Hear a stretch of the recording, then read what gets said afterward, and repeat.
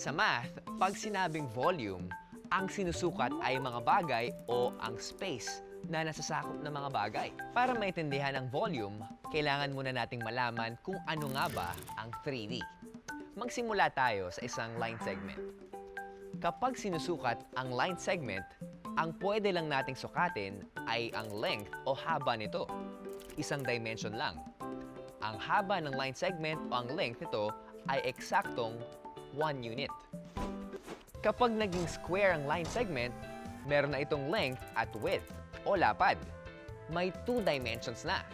Sinusukat sa square ang length at width nito para makuha ang area o ang space sa loob nito. Dahil ang length at width ng square na ito ay 1 unit, ang area ng square ay 1 square unit.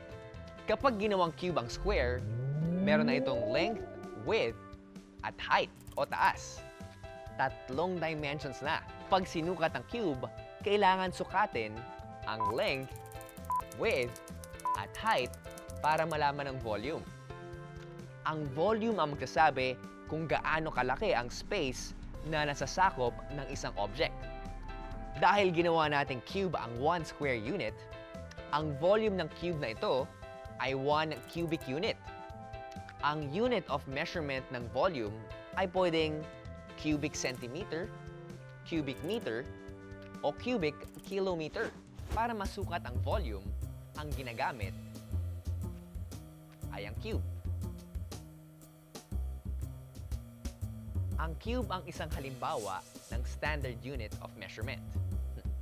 Halimbawa, itong rectangular prism na ito. Bilangin nga natin kung ilang cubic units ang bumubuo rito.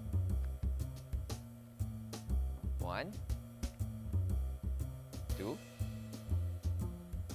3, 4, 5. Ang volume ng rectangular prism na ito ay 5 cubic units. Simple lang, di ba? Ngayong napag-usapan na natin ang volume, kailangan din natin pag-usapan ang isa pang konsepto na parang pareho ng volume pero iba.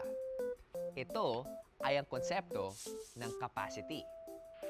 Kung ang volume ay ang espasyo o space na nasasakop ng isang bagay, tulad nitong solid na cube na ito. Ang capacity naman ay ang sukat ng espasyo sa isang bagay na pwedeng paglagyan ng iba pang bagay, tulad ng espasyo sa loob ng kahong ito. Ang balls at beans ay mga halimbawa ng tinatawag na mga non-standard unit of measurement. Ibig sabihin, mga pangkaraniwang bagay ang ginagamit para malaman ang capacity ng isang bagay.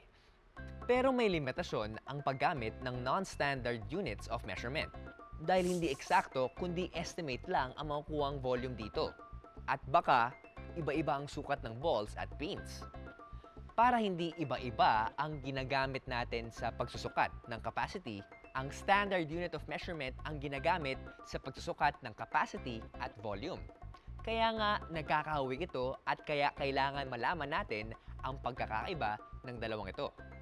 Kung ang volume ay ang amount of space na nasasakop ng isang object, ang capacity naman ay ang amount of space sa loob ng isang object na pwedeng punuin ng kahit na anong bagay.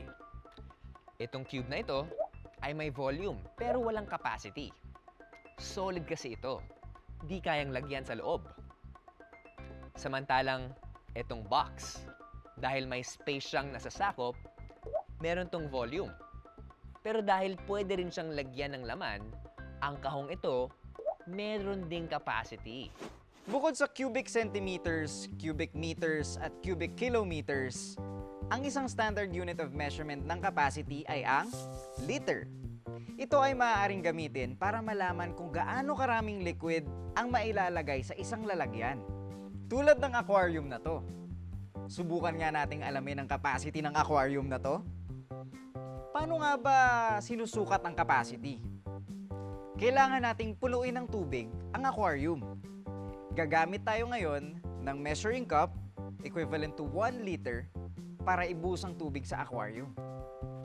Iggy boy, tulungan mo naman ako dito. Sige.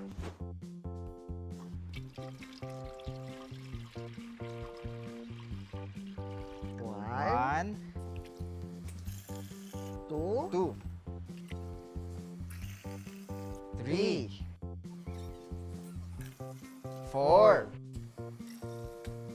5, 6, 7, 8, 9, 10, 11, 11.